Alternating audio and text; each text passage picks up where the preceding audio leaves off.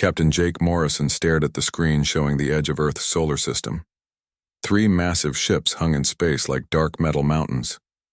They were bigger than anything humans had ever built.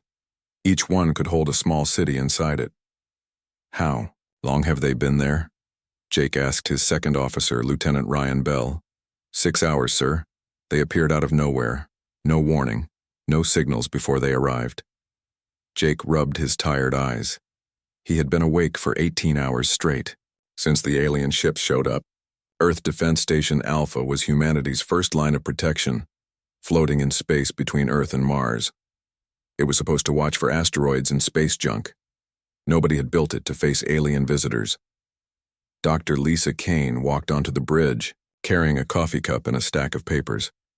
She was the station's science officer and the only person who had studied what to do if aliens ever came. Most people thought her job was useless. Not anymore. The computer finished scanning their ships, Lisa said. The metal they use doesn't match anything we know. Their energy readings are off the charts. These people are way ahead of us in technology. Any idea what they want? Jake asked. Not yet, but they're scanning us too. Really detailed scans. They're learning everything about our ships, our weapons, even our people. Ryan looked worried. Should we call for backup? Jake almost laughed. Backup from where? Those 3 ships could probably destroy our entire fleet without breaking a sweat. If they wanted us dead, we'd be dead already. A loud beep came from the communication station. The young officer there, Jenny Walsh, looked up with wide eyes. Sir, we're getting a message from the alien ships. It's in perfect English. Put it on screen, Jake ordered. The main screen flickered and showed a creature that made everyone on the bridge step back. It was tall, maybe 8 feet, with green scaly skin and yellow eyes that looked like a snake's. It wore elaborate armor that seemed to glow with its own light. When it spoke, its voice was deep and cold. I am Ambassador HFY of the Corvani Empire. You will prepare docking facilities for my ship. I come to speak with your leaders about your future in our galaxy. The message ended. The bridge was quiet, except for the hum of computers. Did he just give us orders? Ryan asked. Sure sounded like it, Jake replied. He pressed the communication button. This is Captain Morrison of Earth Defense Station Alpha. Welcome to our solar system, Ambassador. We'll prepare a docking bay for your shuttle. Jake turned to Lisa. Get on the radio to Earth, tell Admiral Rodriguez what's happening, and wake up everyone in the diplomatic corps. We're about to have our first real conversation with aliens. 2 hours later, Jake watched through the observation window as a small alien ship attached to their docking bay. The ship was beautiful in a deadly way, like a sword made of silver and black metal. It moved through space without making any sound that their sensors could detect. Ambassador HFY stepped out of his ship, followed by 2 guards who were even bigger than he was. They wore heavy armor and carried weapons that hummed with energy. The ambassador looked around the docking bay, like he was judging whether it was clean enough for his feet. Jake, Lisa, and 4 security officers met them at the airlock. The aliens were huge up close. Jake was 6 feet tall and felt like a child next to them. You are the leader of this station? HFY asked, looking down at Jake. I'm Captain Morrison, yes. Welcome aboard. Your kind builds small things, the ambassador said, looking around. Everything here is tiny. How do you live in such cramped spaces? We make do with what we have, Jake replied, trying to stay polite. They walked to the main conference room. Lisa had prepared it with Earth's best food and drinks, though nobody knew if aliens could eat human food. HFY sat down, but his guards stood behind him like statues. Let me explain your situation. The ambassador began without any small talk. The Corvani Empire controls this part of the galaxy. We have conquered 47 worlds and brought order to countless primitive species. Now we have found you. Jake felt his stomach tighten, but he kept his face calm. What does that mean for us? It means you have a choice. Join the Empire as a client species. Provide us with resources, workers, and soldiers when we need them. In return, we will protect you and let you keep your little worlds. And if we refuse? Lisa asked. HFY's yellow eyes fixed on her. Then we will take what we need anyway, and your species will not survive the process. The room was quiet for a long moment. Jake could hear his own heartbeat. "How long do we have to decide, Thierry?" he asked. 72 hours. That should be enough time for your leaders to understand reality. What happens to our independence? Our way of life? The ambassador made a sound that might have been laughter. You will learn to live as the Empire requires. Many species have made this transition successfully. Those who adapt survive and prosper. Those who resist. He didn't finish the sentence. Jake looked at Lisa, then back at the alien. We'll need to discuss this with our government. Of course. While you talk, my ships will continue studying your settlements. We need to know what resources you have and how many workers you can provide. Something cold crawled up Jake's spine. You're scanning our colonies? Naturally, we must know what we are gaining. Your moon bases, your Mars settlements, that little research station around the ice moon. Very interesting work you do there. Jake's blood froze. His 12-year-old daughter, Katie, was visiting Europa Research Station on a school trip. She had sent him a message just yesterday, talking about seeing the ice geysers and maybe spotting some of the simple life forms that lived in Europa's ocean. Is there a problem, Captain? Zexhai asked, noticing Jake's expression. No, Jake lied. No problem at all. But inside, Jake was starting to understand that these aliens hadn't come to negotiate. They had come to take whatever they wanted, and if they thought humans would just roll over and let it happen, they were about to learn something very important about the species they were threatening. The meeting ended an hour later with polite words and hidden threats.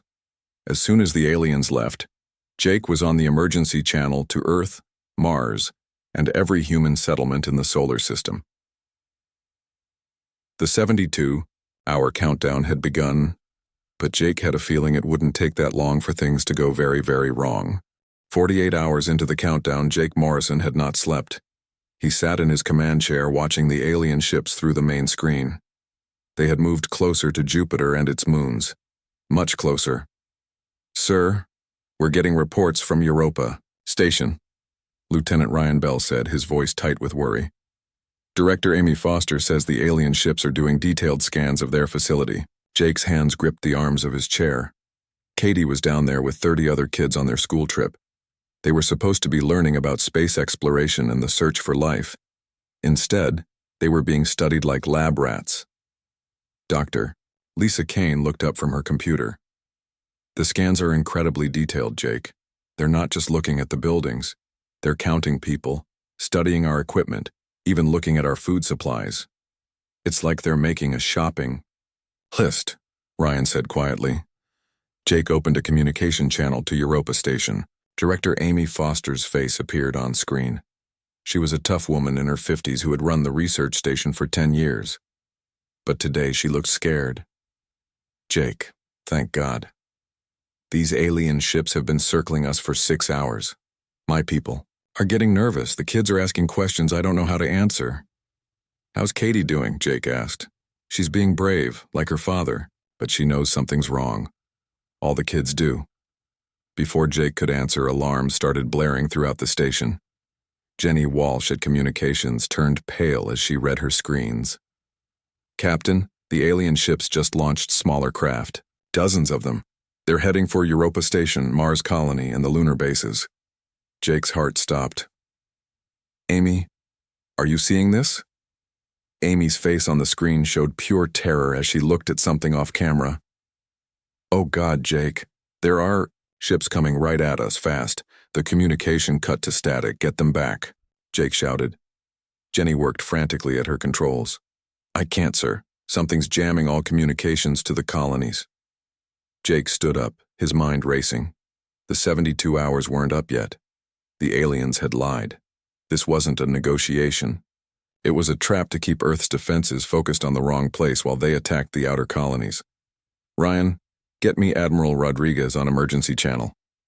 Lisa, what kind of weapons do those small ships have? Unknown, but the energy readings are massive. Each one of those little ships has more firepower than our biggest destroyer. On Europa Station, Director Amy Foster ran through the corridors shouting orders. The facility had never been built for military action. It was a research station with thin walls and no weapons. But Amy had been a soldier before she became a scientist. She knew how to think under pressure. "Dr. Ben Carter," she called to the marine biologist. "Get all the kids to the underwater modules. If those ships are coming for us, at least the kids might be safe under the ice." Ben Carter was studying samples from Europa's ocean when the attack started. He was a quiet man who preferred fish to people, but he didn't hesitate. "The emergency subs can take 20 people each. We have 3 subs, so we can get 60 people underwater." "There are over 2,000 people on this station," Amy said. "Then we save who we can," Ben replied. Katie Morrison was in the observation deck with her classmates when the first alien ship landed on the station's main platform. Through the thick windows, she could see creatures in armor walking toward the entrance. They moved like they owned the place. "Everyone stay calm," said their teacher, Mr. Scott. But his voice was shaking. Katie pulled out her small communication device, the one her father had given her for emergencies. She tried to call him, but nothing worked. The aliens were blocking all signals. The lights went out. Emergency power kicked in a few seconds later, casting everything in red light. Then they heard sounds that made everyone freeze. Heavy footsteps in the corridors. Voices speaking in a language that sounded like snakes hissing. Amy Foster's voice came over the station speakers. "This is Director Foster. We are under attack by hostile forces. All personnel follow emergency protocols. Get to the shelters and stay quiet." But it was too late. The aliens moved through the station like they had a map of every room. They used weapons that made a humming sound and put people to sleep instantly. No killing, just stunning. They wanted prisoners, not bodies. Katie and her classmates tried to hide in a storage room, but the aliens found them in minutes. The creatures were huge and scary, but they didn't hurt the children. They just pointed their humming weapons and the kids fell asleep one by one. Ben Carter managed to get some people to the submarines, but alien ships surrounded the underwater modules before they could escape. The creatures had some kind of technology that worked perfectly underwater. Nowhere was safe. Amy Foster was the last to fall. She stood in the main control room, trying to send a warning message to Earth. Her finger was on the emergency broadcast button when an alien weapon hit her. She collapsed over the controls, the message unsent. In less than 2 hours, Europa Station was completely under alien control. 500 humans were loaded onto the alien ships like cargo. 30 children, including Katie Morrison, were put in special holding areas designed for smaller prisoners. Similar attacks happened at the same time on Mars Colony and the lunar mining bases. The aliens moved fast and hit multiple targets. By the time Earth's military could respond, it was over. Jake Morrison stood on his command deck watching the alien ships leave Jupiter's area. They were moving toward the edge of the solar system, carrying human prisoners with them. Admiral Rodriguez appeared on the main screen from Earth Command. His face was grim. "Jake, we've lost contact with all outer colonies. Preliminary reports suggest mass kidnapping operations." "How many people?" Jake asked, though he was afraid of the answer. "We don't know yet. Maybe 1,000. Maybe more." Jake felt something break inside his chest. "My daughter was on Europa Station." Rodriguez was quiet for a moment. "Jake, I'm sorry. We're getting reports that the aliens took specific groups. Children, scientists, skilled workers. They didn't take everyone. They selected who they wanted." A new message came from the alien ships. Ambassador Zexhai appeared on screen, looking pleased with himself. "People of Earth, we have taken samples of your population to demonstrate the reality of your situation. These humans will serve as examples of proper behavior under Empire rule. Any attempt to rescue them will result in their immediate execution. You now have 24 hours to submit to the Empire, or we will return for more samples." The message ended. The bridge was silent except for the sound of Jake's heavy breathing. "Sir?" Ryan asked quietly. "What are your orders?" Jake stared at the screen showing the alien ships getting smaller as they moved away from Jupiter. His daughter was on one of those ships. So were hundreds of other innocent people. Get me Earth Command, Jake said, his voice deadly calm. Tell them Captain Morrison requests immediate transfer to any mission involving getting our people back. Sir, there is no rescue mission. Admiral Rodriguez ordered all ships to stand down. Jake turned to look at his crew. They had worked together for 3 years. They knew him well enough to see something dangerous in his eyes. Then we're going to have to make our own mission, he said quietly. The aliens thought they had broken humanity's spirit by taking hostages. They were about to learn they had made the worst mistake in the history of their empire. 3 days after the aliens took the prisoners, Jake Morrison stood in a secret meeting room deep inside Earth's moon base. The people around the table were not supposed to be there. Admiral Rodriguez had ordered all military personnel to stand down and wait for diplomatic solutions. But some orders were meant to be broken. Commander Tony Blake sat across from Jake. Tony led Earth's special operations teams, the soldiers who did the jobs nobody talked about. He was a small, quiet man who looked like he worked in an office. That was exactly what made him dangerous.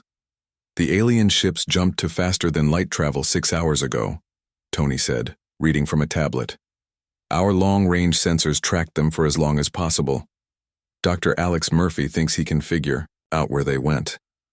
Dr. Alex Murphy was the smartest person Jake had ever met. She could look at alien technology and understand it like reading a book. The problem was that she talked too fast and used words most people didn't understand. The alien navigation system uses quantum markers, Alex said quickly. I studied the debris from their scout ships. If I'm right about how their jump drives work, they went to the Corvani home sector. It's about 4,000 light-years from here. 4,000 light-years. Jake felt his heart sink. Our fastest ships take months just to reach the nearest star. That's the problem, said Chief Engineer Mary Collins. Mary designed spacecraft and had been working on experimental engines for 10 years. But maybe not an impossible problem. Mary stood up and activated a holographic display. It showed 3 small ships that looked nothing like normal human spacecraft. They were long and thin, covered in strange panels that seemed to bend light around them. I call them ghost ships, Mary said. I've been building them in secret for 2 years, using technology we copied from alien wrecks and crashed meteors. They're designed to be invisible to most sensors. Tony leaned forward. How fast are they?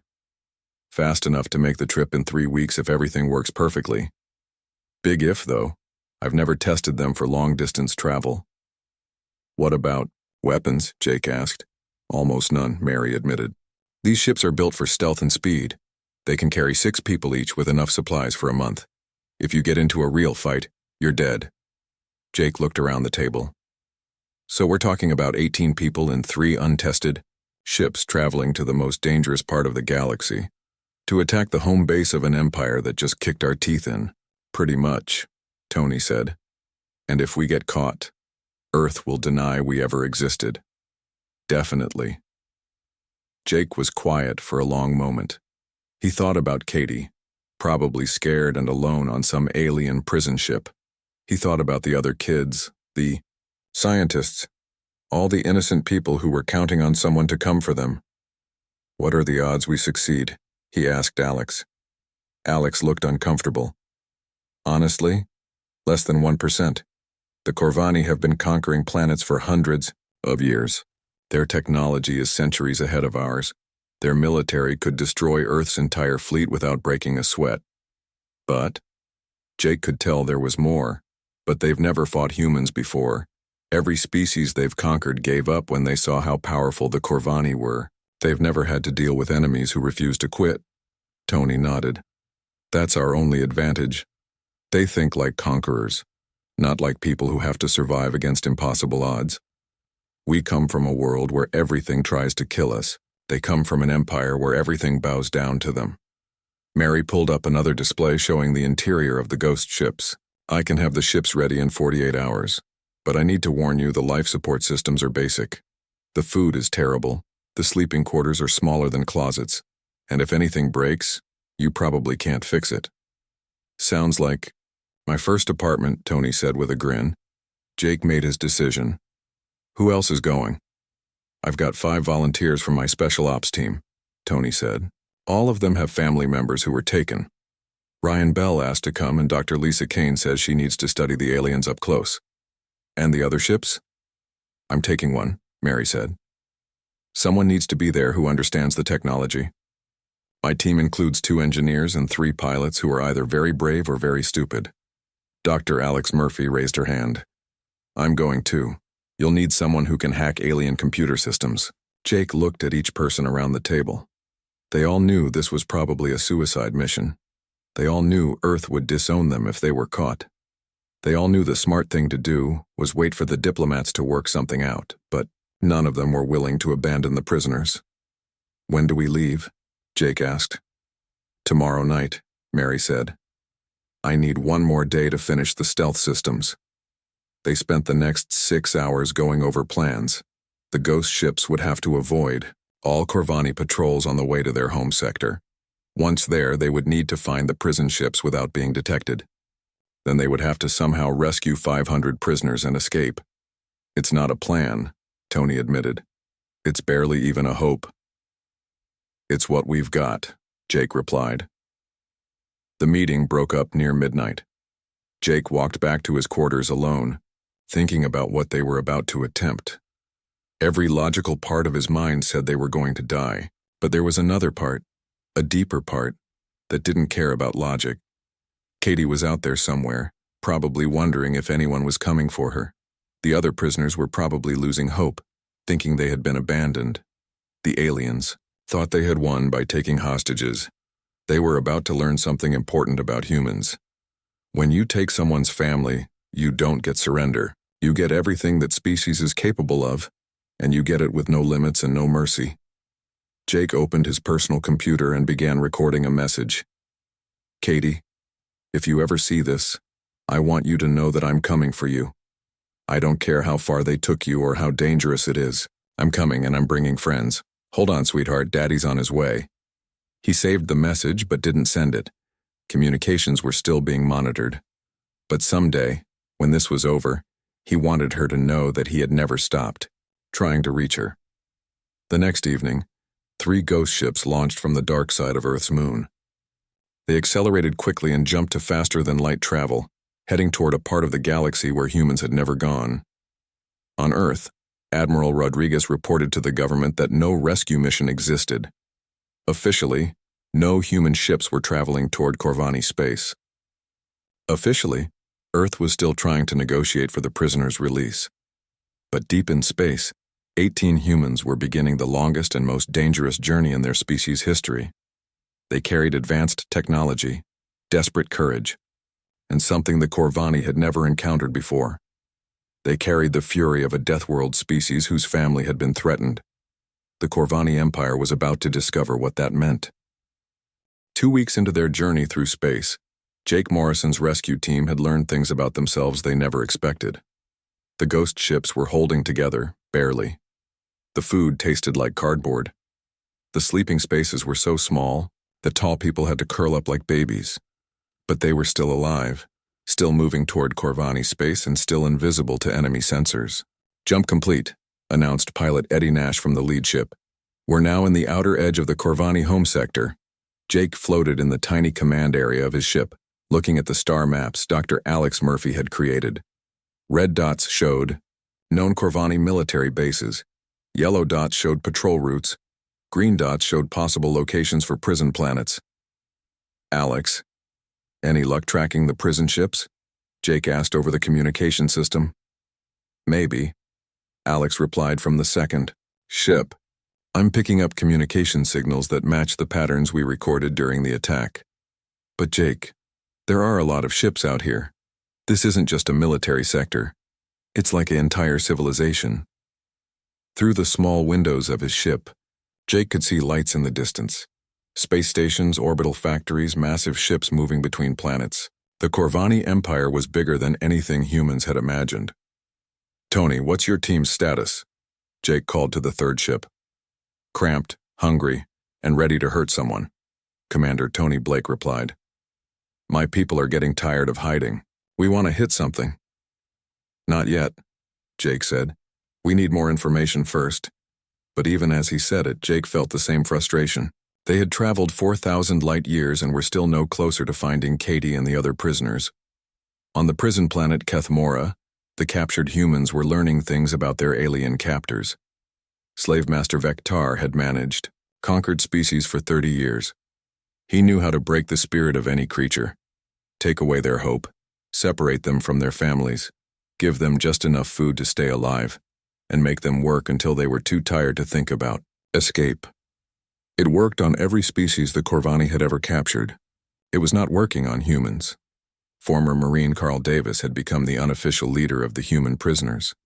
He was a big man with gray hair and scars from old battles. On his first day in the prison, he started organizing the other captives. "Listen, up people," Carl said quietly to a group of prisoners during their work break. "They want us to feel hopeless, that's their whole system. Don't give them what they want." "How can you say that?" asked Dr. Ben Carter, the marine biologist from Europa Station. "Look at this place, look at their technology, we're never getting out of here." Carl looked around the prison complex. It was huge, with walls that reached toward the sky and guard towers every 100 meters. Thousands of aliens from dozens of different worlds worked in the factories and mines. Most of them moved like the walking dead, broken by years of slavery. "Maybe," Carl said. "But I've got news for these lizard people. They've never had human prisoners before. They don't know what we're capable of." In the children's section of the prison, Katie Morrison was proving Carl's point. She was 12 years old, scared, and thousands of light years from home, but she was also her father's daughter. "Tim, can you reach that ventilation grate?" Katie whispered to 10-year-old Tim Foster. Tim was small for his age, which made him perfect for crawling through spaces that were too narrow for adults. "Yeah, but why?" "Because I've been watching the guards. They have patterns. Every 2 hours, this section is empty for exactly 7 minutes. That's enough time to explore." The other children looked at Katie like she was crazy. "Explore what?" asked Lucy Bell, Ryan's 8-year-old niece. "Everything," Katie said. "Dad always taught me that information is the most important weapon. The more we know about this place, the better our chances when rescue comes." "You really think someone's coming for us?" Tim asked. Katie's eyes were fierce, just like her father's. "Someone's coming, I guarantee it." The children started their own intelligence operation. They were small enough to overhear guard conversations. They could move through areas that adults couldn't reach. Most importantly, they could do it without the aliens taking them seriously. Meanwhile, the adult prisoners were causing problems the Corvani had never seen before. When Guard Zekmin was injured in an equipment accident, Dr. Ben Carter saved his life with human medical techniques. This created confusion among the other guards, who couldn't understand why a prisoner would help his captor. When the food distribution system broke down, the humans shared their rations equally instead of fighting over them like every other species did. When prisoners from other worlds collapsed from exhaustion, humans helped them even though it meant doing extra work. Slave Master Vectar called a meeting with his senior guards. "These humans are disrupting the entire prison system," he said, his voice angry. "The other prisoners are starting to act like them. They're sharing food, helping each other, even learning to communicate across species barriers." "Should we separate the humans?" asked one guard. "We tried that. They found ways to send messages anyway. They use sounds we can barely hear, hand signals, even scratches on the walls that somehow carry meaning." Back in space, Jake's rescue team finally caught a break. Dr. Alex Murphy intercepted a supply ship heading toward Kethmora. More importantly, she hacked into its navigation system and downloaded complete maps of the prison planet. "Jake, you need to see this," Alex said, transmitting the data to his ship. "The prison isn't just a prison, it's a massive industrial complex. They have hundreds of thousands of prisoners from dozens of worlds." Jake studied the maps. The prison covered an entire continent. Finding 500 humans in that maze would be almost impossible. "Wait," said Mary Collins from the third ship. "Look at Section 7. Those buildings are different from the others." Alex zoomed in on the area Mary had identified. "She's right. Those structures are newer, with different security systems, and the energy readings suggest they're holding something valuable. Or someone valuable," Jake said quietly. Tony's voice came over the radio. Jake, we've got a problem. Long-range sensors show a Corvani patrol fleet heading this way. 6 heavy cruisers and about 20 smaller ships. Jake felt his stomach drop. If they were discovered now, the mission would be over before it started. Worse, Earth would face retaliation for sending unauthorized ships into Corvani space. How long until they reach us? Jake asked. 4 hours, maybe 5. Jake looked at the prison planet maps again. Section 7 was heavily guarded, but it was also isolated from the main prison complex. If the humans were there, a small team might be able to reach them, if they were willing to take an enormous risk. Mary, how long to modify the stealth systems for atmospheric flight? 2 hours if everything goes perfectly. But Jake, once we enter the planet's atmosphere, we can't leave quickly. The ships need time to recharge between jumps. Tony, can your team handle a ground mission? That's what we're here for. Jake made the decision that would determine whether they saved the prisoners or died trying. We're going in. 1 ship stays in orbit to watch for the patrol fleet. 2 ships land near Section 7. We find our people and get out before those cruisers arrive. And if we can't get out in time? Alex asked. Jake thought about Katie, probably wondering if anyone was coming for her. He thought about all the other prisoners, losing hope a little more each day. Then we make sure the Corvani remember that humans don't abandon their family, he said. The 3 ghost ships changed course toward Kethamora. In 5 hours, they would either succeed in the most impossible rescue in human history, or they would show the galaxy what Deathworlders do when cornered. Either way, the Corvani Empire was about to learn something new about the species they had underestimated. The alarm bells rang across the prison planet Kethamora at exactly midnight local time. Slave Master Vectar rushed to his control room, expecting to see reports of a prisoner escape or a work accident. Instead, his screens showed something that made his blood turn cold. Contamination alert in Section 7, his assistant reported. The human prisoners are claiming they carry diseases from their death world. They say anyone who gets too close will die. Vectar stared at the screens showing panicked guards evacuating the special holding areas. That's impossible. We scanned them for biological threats. The humans say some Earth diseases don't show up on our scanners. They're demanding immediate medical isolation. It was a lie, but it was a brilliant lie. Dr. Ben Carter had suggested it during the morning work period, and Carl Davis had spread the word to every human prisoner. Within hours, they had convinced half the guards that being near humans was deadly. What Vectar didn't know was that the contamination story was cover for something much more dangerous. 2 ghost ships had landed in the mountains outside the prison complex 20 minutes earlier. Jake Morrison crouched behind a rock formation, with Tony Blake and 4 special operations soldiers. Through his night vision goggles, he could see the prison walls rising like a metal mountain. Guard towers swept the area with searchlights, but the lights couldn't penetrate the human stealth suits. Dr. Carter's diversion is working perfectly, whispered Tony. Half the guards in Section 7 have cleared out. Jake checked his equipment one more time. Cutting tools, climbing gear, and a small weapon that fired electromagnetic pulses instead of bullets. If everything went according to plan, they wouldn't need to kill anyone. Remember, we get in, find our people, and get out, Jake said quietly. No heroics, no unnecessary risks. But even as he said it, Jake knew the mission had already gone beyond anything reasonable.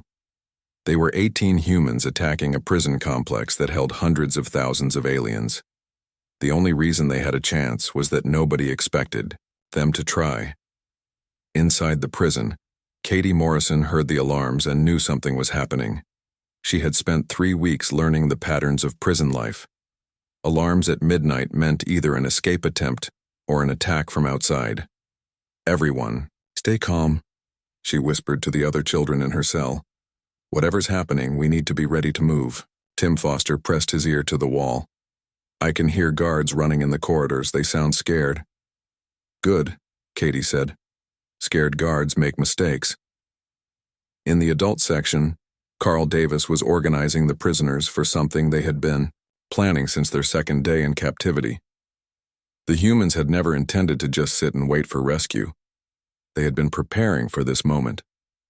When I give the signal, everyone moves, Carl whispered to the group of 50 humans in his section. We take the guard stations, open as many cells as possible, and head for the main exit. What about the other species? Asked Dr. Ben Carter.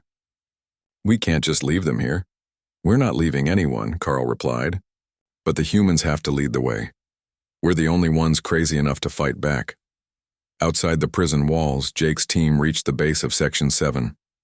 Mary Collins had done her job perfectly. The electromagnetic pulse weapon shut down, the security sensors without triggering backup systems. The cutting tools sliced through the metal walls like they were made of paper. We're in, Jake reported to the ship in orbit. Moving toward the detention area now. The inside of the prison was a maze of corridors and security doors. But Katie's intelligence gathering had paid off. Hidden in the children's section, she had memorized the layout and guard rotations. When Jake's team triggered a silent alarm she had told them about, they knew exactly which direction to go. The first guard they encountered was completely unprepared for humans in advanced combat gear. Tony's electromagnetic pulse weapon dropped him unconscious before he could raise an alarm. The second guard tried to activate a security alert, but Jake's team had already cut the communication lines. This is too easy, muttered one of Tony's. Soldiers? That's because the Corvani have never had to deal with a real military operation, Tony replied. They're used to managing slaves, not fighting soldiers.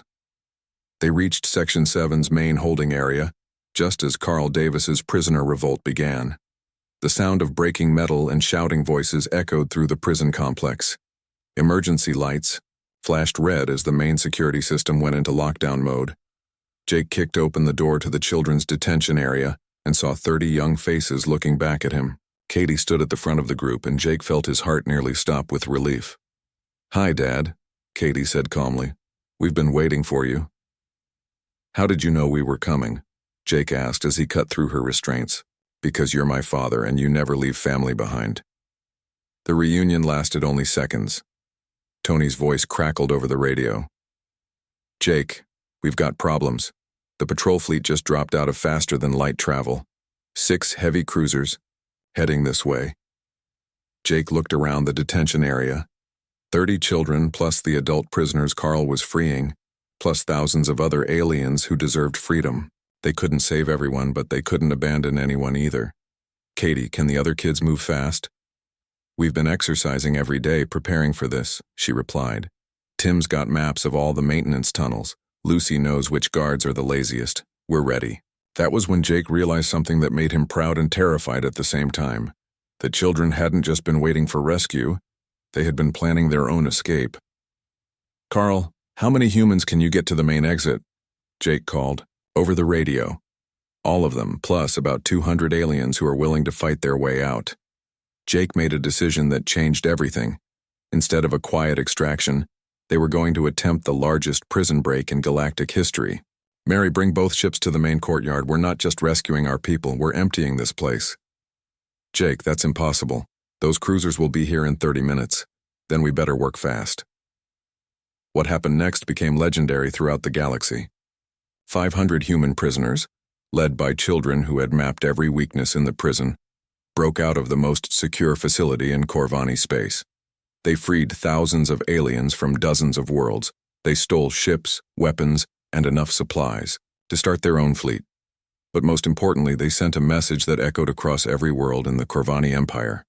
When you take what belongs to a Deathworlder, you don't get submission. You get everything that species is capable of, and you get it with no limits and no mercy. Jake Morrison held his daughter's hand as they ran toward the waiting ships. Behind them, the prison complex burned as freed prisoners destroyed everything the Corvani had built. Ahead of them, alien cruisers were approaching fast.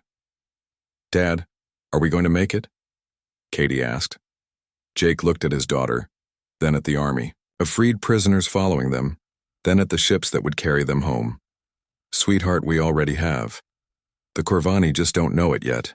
They lifted off from Kethmora with minutes to spare, carrying 500 humans and 2,000 freed aliens toward a future the galaxy had never imagined. Behind them, the prison planet sent emergency signals throughout the Empire. The humans were coming home, and they were bringing friends.